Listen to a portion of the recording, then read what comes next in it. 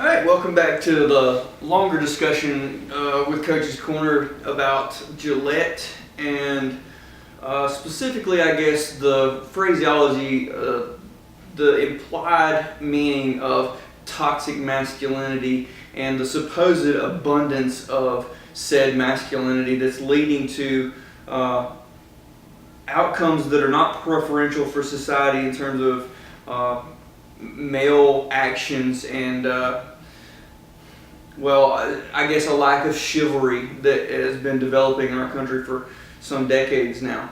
I'm going to do something a little different than usual. I wanted to save these just because I want to be able to confirm exactly what I'm talking about here and have you be able to go look these things up very easily. What you need to do is, first of all, if you want to follow along, go to National Review and Ben Shapiro, and the article in question is titled "Gillette Joins the Fight Against Toxic Masculinity." And Mr. Shapiro, who's always worth reading, does an outstanding job of citing some really important statistics in relation to this conversation. All right, I'm going to reiterate the fact that if you're promoting a message that is preferred by the standard far left, the socialistic view of society, the social justice warrior, if you're promoting this, I guarantee you I have serious issue with the promotion of this, because I think that it's demonstrably incorrect in almost every case I've ever read about. Okay, it's sloganeering, it's virtue signaling. It's not a positive, meaningful way to approach societal issues. Okay, it's actually an ignorance of statistical outcomes in many cases, particularly right here. So, some of the statistics that I would like to point out here that Mr. Shapiro has cited for us. According to the U.S. Census Bureau, the percentage of American children that live with a single mother has tripled since 1960, from 23% in 1960 to 55% and 31% of Black and Hispanic children in the current modern society.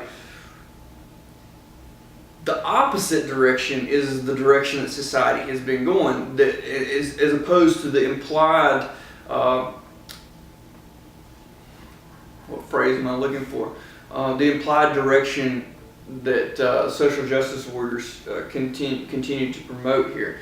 Too many men promoting masculine superiority and this misogynistic worldview because of an overabundance of male attitude in the societal structure, and that is crazy. Okay? Here's another statistic for you. In the United States, according to the National Center for Education Statistics, 76% of public school teachers are female, 80% of social workers are female. Those statistics matter because from the Center for Children and Families, 70% of inmates since 1987 come from a one-parent, single mother home.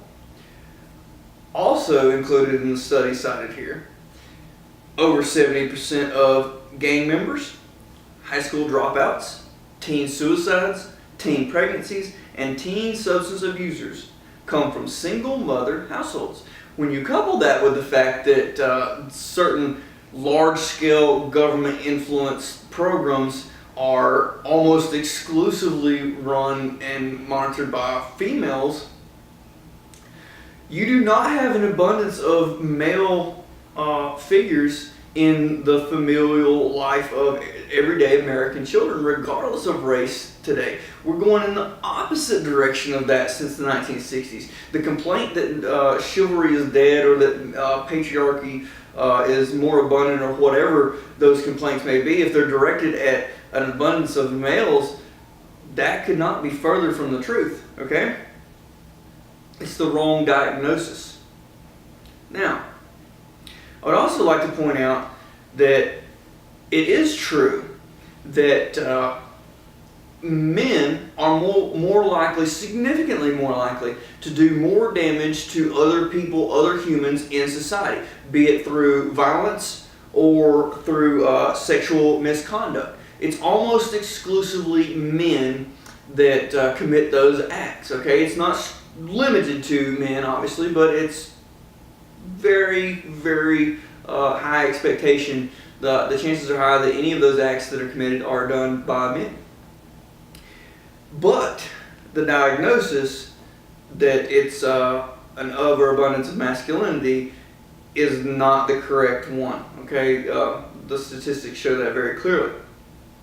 I believe personally, I'll leave the statistics for a second and just speak.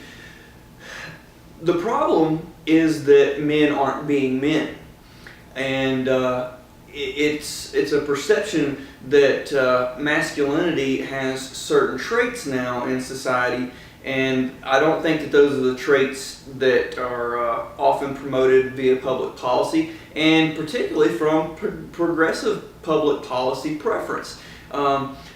Progressivism doesn't typically go out of its way to reward traditional familial structure in terms of public policy, tax credits, things like that. We actually actively discourage it in several instances, and I don't think that progressivism as an ideology really wants to look in the mirror and say, okay, some of these things are caused by our actions or inactions in terms of promoting a traditional family structure that involves a two-parent household, meaning two incomes. That's a big deal of it, and in particular a father figure that's showing young men and women how to treat children, how to treat other men, how to treat women.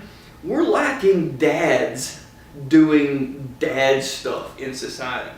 To me, that's the obvious diagnosis, and it's actively avoided as a potential culprit in certain very far left-leaning circles, and those circles are the ones that get promoted in terms of public policy all too often.